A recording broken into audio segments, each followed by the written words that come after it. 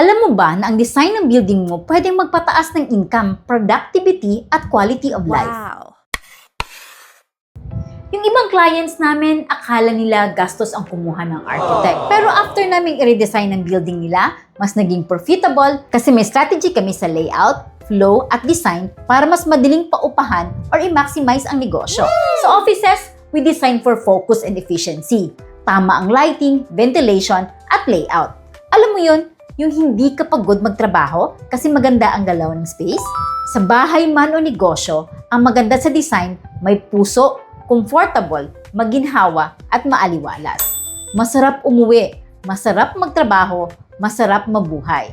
Ako si Riza, your architect with a heart. At kung gusto mong hindi lang magpatayo ng building but to build a better life, let's talk. Book a consultation today.